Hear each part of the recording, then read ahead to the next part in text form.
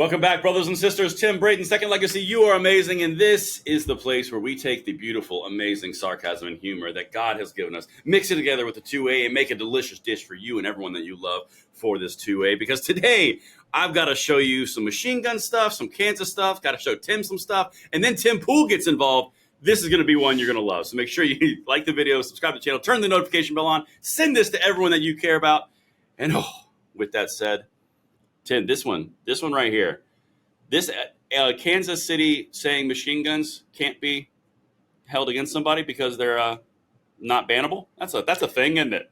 Yeah, it's kind of interesting that a court would do that, because I don't think the court has ever said that before, has it? Nope. That is the first time in American history that a court has actually issued a ruling that dismissed the charges against the plaintiff because a ban on machine guns was not constitutional. First time ever. Isn't that awesome? So, well, all about historic. It's a historic day. Historic. It's a big deal. Historic. It is historic, and I'm sure. Try the Democrat thing. You know what's kind of crazy is you don't see a whole lot of discussion in the media about this. I wonder why that is. That's odd, isn't it? That's weird. Yeah. There's a little bit. There was like a blip, but I'll tell you, even the gun controllers didn't go full bore on this one. That was very weird. Yeah, that's what's really weird. You'd think X and stuff would be exploding with Brady Bunch posts and Mom Demand Action and K-12 shooting database all out there like, oh my gosh, the end of the world is upon us. It is upon us, yeah. But in 1920, hey, folks, you could jump in the Sears and Roebuck catalog, order yourself a Thompson submachine gun, have it delivered to your house, and they probably even eat the shipping charges. With an no dealer required. No add-on purchase of a suppressor for like $5. Yeah. Back in the day. Oh, it was a simpler time, Tim. It was a simpler time. But now they want you to believe, hey, you're just not to be trusted with such things. No, can't do it. Can't do it at all. But this judge said nay, good, the prosecutor. Because again, the way that he did this, he went down the road of the Bruen decision. There's no history, text, and tradition to say you can ban full autos. Oh, baby. Yep. Oh, I bet you this judge owns a machine gun or two. Like in the closet underneath his robes. Yeah, probably. That's totally possible. He's the Thomas Massey of the federal court system. He's his Christmas cards go out with his whole family holding M60s and M16s. Oh. It's a beautiful thing. It is a beautiful thing. Well, so the guns in question, I thought this was interesting. It was an AR-15 and a 300 caliber, so I think like a 300 blackout, but it wasn't specific. But I think not 300 Win Mag. Was it an Emo Arms? Okay. Oh man, a 300 Win Mag, fully automatic auto. Oh my 14 god, 14 shot. Just hug a horse and let it kick you a bunch of times, man. That thing's crazy. And then a Glock switch, of course. You got to have a Glock switch on your 300 Win Mag. Yep. You do. No on the Glock. But interesting little fun note. Can you guess which caliber the gun was? You're never going to guess it. You just said 300.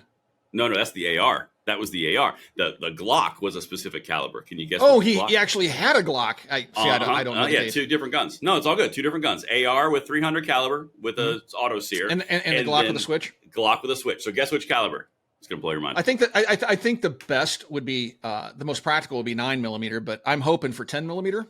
No. It was actually it was the hidden 357 SIG. No. Yeah. You don't see it a lot. Cool cartridge. You don't see it a lot. The only thing better would have been 45 gap. Oh man, the Glock. It's like one magazine, 100 rounds or $100. Yeah. 100 rounds and $100. Yeah. The 357 SIG. Little do most people know, there's a wider cartridge that is then throated into a smaller diameter. Yeah, 40 Smith & Wesson neck down to 357. Mm-hmm. And it's supposed to give ballistics comparable to 357 Magnum, just out of a self-loading pistol developed by SIG, it flopped. It was adopted there for a while by law enforcement. It was pretty popular for a short time. It flopped, but you don't see it a lot when you're dealing with Glock switches. No, that's because it's a very expensive cartridge to go out there and dump mags with. But hey, God bless him. God bless him is right. And he's a free man. He is. Well, at least with that charge. Did the judge tell the police department they must return their weapons to this guy? No. I didn't hear that part. I didn't hear that part. However, hey, if he's acquitted or charges are dropped, they got to return his property, right? That does make sense. That it does check. No law was violated, but we're keeping your stuff. You never know. The feds might. The government does that. Don't go to the airport with Yeah, don't go to the airport with $5,000 in your bag because they'll take it and claim you're a drug dealer. They won't charge you with anything. Yeah, like Just we take all your do money during different times in the day. Well, someone else noticed something, Tim, and this is, I really am looking forward to hearing your thoughts on this. So Tim Pool, right? Tim Pool is like center left, right? He's not far right conservative. He got a wind of this, and what he lays out in this little 5-minute segment that we're going to break out, dude, I can't wait to hear what you think about what he said. So what I'm going to do now is, that's the backstory. That's what happened in Kansas with full autos. Now I'm going to show you what people in the middle to the middle left are understanding about the message that we've been screaming from the rooftops for decades now. All right. So, Dr. Slides, with that said, play that first clip for me. On Wednesday, a Trump judge in Kansas ruled that the Second Amendment invalidates criminal charges against a defendant charged with illegally possessing a machine gun. In the case, United States v. Morgan. Judge John Broom's decision in Morgan is obviously wrong, even under the Supreme Court's most aggressively pro-gun opinion, which Brooms relied on heavily. Vox, are you a news outlet or an opinion outlet? Ah, that's right. They're an opinion, and you're wrong. The Supreme Court says, the Constitution says, shall not be infringed. Nowhere does it say unless the rate of fire for the weapon exceeds, wrong. The federal government has no right to ban these weapons. And the morons in the Supreme Court, including Kavanaugh, who think they do, are wrong. Restrictions actually are allowed under the Constitution because we have a tradition. That's what they argue. A tradition of certain restrictions. Shut up. No, the right to keep and bear arms shall not be infringed. If you want to change it, amend the Constitution. But until then, you can't just take a dump all over our country because you don't like the rules. Literally what we've been saying for years, like almost verbatim, right? It's like the left just loves trying to change the rules to win the game. If they can't win, then suddenly it's the Electoral College is the problem. It's the Constitution that's the problem. It's the strict interpretation of the Constitution. Well, we got to have this gray area. The Constitution is this living, breathing document. No, it isn't. Yes, we can change the Constitution, but the founders put a process in place that is almost impossible to achieve for a reason. Because they didn't want you willy-nilly changing people's rights with 51% of the vote. Democracy! That's what they tried to avoid. That's why we have a constitutional republic with rules placed. I mean, I see these idiots on X saying, can you believe that Montana has 2 senators just the same as California? Oh, dude. Yes, that one blows my mind. Dude, that one blows my mind. These are the people screeching about democracy. And these are the people screeching that the Electoral College is dumb. They're idiots. And they want to rig the game to their favor so they can get what they want done. And this is a perfect example of it. Tim Pool is absolutely correct here. There is no other there's no other amendment in the Bill of Rights that is as tersely worded as the Second Amendment. Right. It doesn't say the right to free speech shall not be infringed. But it does say that about firearms. And if you Google, because they haven't changed the definition of infringed yet, if you go Google the definition of infringed, look that up and tell me what it says. Good Not point. one bit. Because they're gonna. That's exactly right. Well, yeah, but that's the other game they play. They don't like something, so they just redefine that something and make it bad. Yep. It's just like how they've redefined the term democracy. Well, it's really synonymous with republic. No, we wouldn't have 2 separate words. That's true. It's got to be a reason there's 2 separate words. Well, they're dealing with the democracy and the republic. Well, yeah, but because my car has 4 tires and a pickup truck has 4 tires doesn't make my car a pickup truck because they have that in common. That is very true. And you know what I'm really loving right now, Tim? Is what? We're only 1 out of 5 clips that I'm about to show you, and you're already amped. All right. So, Dr. Slides, with this, let's go to the second part. Country, because you don't like the rules. The Supreme Court's 2022 decision in the New York State Rifle and Pistol Association v. Bruen cast a cloud of uncertainty over nearly all U.S. gun laws. Good. Requiring the government's lawyers to prove that any gun law challenged in court is consistent with this nation's historical tradition of firearm regulation. Judges across the country have struggled to interpret and apply that vague standard. And many of them have openly complained that Bruen is unworkable. Good. In their published opinions.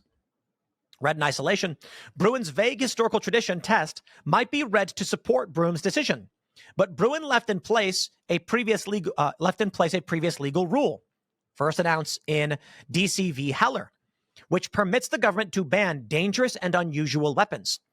Heller also includes a line stating that it would be startling to conclude that one of the court's early Second Amendment decisions invalidates the federal ban on machine guns, which it should. To get around Heller's conclusion, let me zoom in, actually, make it easier to read. To get around Heller's conclusion, the government may regulate dangerous and unusual weapons, like fully automatic firearms, dangerous and unusual, extremely common, actually, until they banned them. Brooms primarily argues that there were no laws similar to the modern-day ban on machine guns, either in 18th century England or during the period around America's founding. Of course, there's really obvious reason why no actual machine gun ban existed in the 1700s. The machine gun wasn't invented until 1884. It's the stupidest thing in the world. I kind of know where you're going to be going in a second. Hold the previous examples for later on in this video. Trust me. But, dude, I was impressed. When I heard him say this, I was impressed with his knowledge and awareness of the Bruen decision, the Heller decision, and the intricacies of those two. Because he's in the middle. He's not a specialty gun person. Boy, if you just listen to this clip of Tim Pool, and this was your only clip that you were able to view to judge his personality, where he stands on the political spectrum, you would think that he was a hardcore right-leaning, pro-gun, America flag waving, but he's just not. Like you said, he's really, really kind of middle of the road. He's very centrist in most cases. I think he's been moving kind of like Rogan. He's slowly been moving further and further right. I agree. And that could be because the left is radically shifting left. It's possibly the left just moved too far left and he stayed in the middle. It's possible. So, but yeah, I mean, he does understand the decisions. And the one problem I had with Heller was that stupid statement that the government could just arbitrarily ban certain things if it's unusual or whatever. Well, talk about nebulous. They inserted ambiguity into their ruling, which the courts are supposed to exist to remove ambiguity. Correct. And that's exactly right. But what's a dangerous and unusual weapon? Okay, let's run this through. Is it a firearm that fires gunpowder and a lead bullet with a copper jacket with a brass case? No, there's nothing unusual about it if it fires 1 or 25 rounds with a single pull of trigger. That's not unusual. What might be considered unusual would be like nerve agents or mustard gas, right? You'd think. Maybe they would want to regulate those just because storage would become a problem and the use of such things would potentially be dangerous to people around. But even that could be handled. I mean, like if the militia, I don't even want to get into that because that is kind of a weird area. And we do have international treaties and such weapons are banned globally, supposedly. But we all know that the United States keeps those weapons because I actually know people that work with them. But anyway, I'm off on the rumble strip. But if you want to find it odd, if you want, people are going to think, you support the use. You think you should be able to own a nuclear weapon? Kinda. But anyway, I have an AR with nuclear tipped bullets. Yeah, well, that's the AR. I mean, it is each round you fire is a small nuclear device. I mean, I just hope that never gets out there into the public domain because it is true. But anyway, that's a good point. Sarcasm meter, please. Anyway, but Tim is he's really nailing it here. I mean, he's definitely on it because there is nothing unusual about a machine gun. There's nothing unusual. They were literally shipped to people's homes that ordered them out of the Sears catalog. And that's what he said at one point. That's what he said earlier. Extremely common until you change that. Extremely common until you made them uncommon by banning them or heavily restricting them. So you don't get to play that game. It's like, well, blonde hair and blue eyes are pretty common, but we're going to execute everybody with blonde hair and blue eyes, making them uncommon, and then we're going to ban. You can't. It's just you can't do that. You don't get it. But this is them changing the game again, right? It's like, well, those might be in common use. Well, let's change that. Let's ban everything, confiscate them all. Hey, look, they're not common anymore. See, look how it's a self-fulfilling prophecy. And again, we're only like 2 in, and you're already on it. I love you're so engaged. Let's get number 3. Let me tell you. In the 1300s, they had multi-barrel cannons. Can I just pull this up for you guys? I'm going to pull this up. Maybe I can find a picture. Oh, look at that. Oh, okay. Let's try this one. This one. Ooh, Leonardo da Vinci drew this one. The Ribaldequin, known as a Rabald Randy Ribaldkin infernal machine or organ gun, was a late medieval volley gun with many small caliber iron barrels set up on a parallel platform.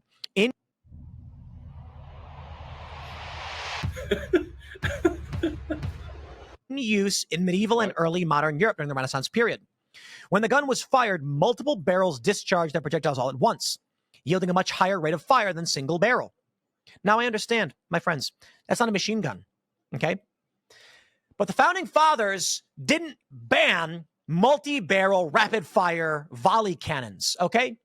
The ability to fire multiple projectiles at once existed in this era, and they did not ban these. If the argument is the machine gun is easier to make, then your argument is the founding fathers couldn't have banned handheld machine fire or something. I'd still argue volley guns existed, and they actually did have, I think in the 16th century, pistols with multiple barrels. Like it's so stupid because the idea is patently obvious.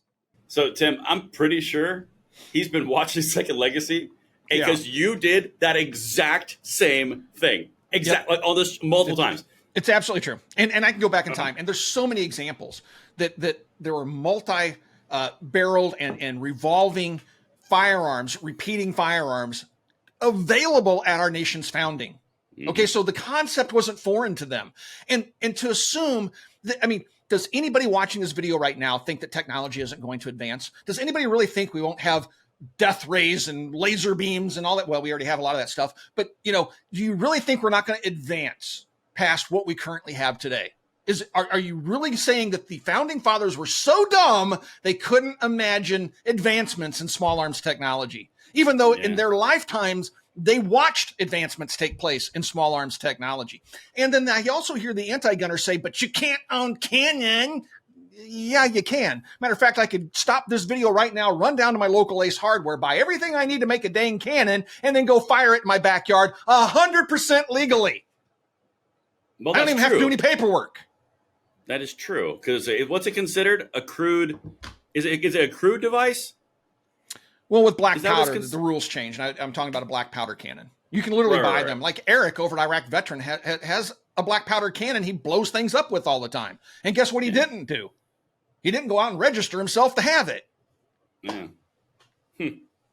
It's black powder's been treated differently, which I think is kind of funny, which is a whole different rumble strip rabbit hole thing to go down. But, like cap and ball revolvers can still be ordered from Cabela's and delivered straight to your house. But in the Civil War era, those were considered the most lethal weapons known to man. The weapons of war, Tim. Yeah. Yeah. Yeah. And they were so scary back then. They were. But you just go forward. Rate of fire. Just give it a few decades and machine guns and cap and ball revolvers aren't so scary anymore, I guess. I don't know. But you never know. There's no consistency there. But anyway, Tim Pool is nailing it, man. I mean, this guy is on it. He understands that multi-barrel is not a machine gun. Wow. I mean, this guy has done his research. But that was my big thing. Multi-fire, which means more than one projectile at a time, which is exactly what a machine gun almost does. If you fire all barrels at once, that's actually faster than a machine gun that can only fire one at a time, just in rapid succession. So if anything, the multi-barreled guns are even deadlier. Yep. So when I was watching this clip, I need pearls to clutch. I'm about to say, where's your pearls? When I was watching this clip, I was sitting there. I was like, yeah. Okay, Tim. Whoa, Tim. Oh, Tim. I mean, literally, it was like this guy nailed every single one. Usually people who are in the middle like this, usually they'll like make one like little tiny mistake that kind of throws their argument out. He didn't do a single mistake. He nailed every single piece of this. Yeah. Oh, that was beautiful. And he used your tactic of pulling up 1,600 guns. Love him. Yeah. That's all I got for you. Just one. Is that it? Didn't Tim have any more? Man, I tell you what, we go through all of that with the Kansas City background. We get ARs. We talk about a 357 SIG. We got Glock switches. We got auto sears. We got Tim Pool, a center left guy, talking about the freedom of rights and the Second Amendment in the correct fashion. And you come at me with that's it? Okay, rude. That's right. That's actually pretty good. I guess I was just in the moment there. I wanted more. All right. We'll keep an eye on Tim Pool's channel, see if he comes up with any more gems like this, and we'll share them if we find them. Thanks for watching Second Legacy, and we'll talk to you guys soon.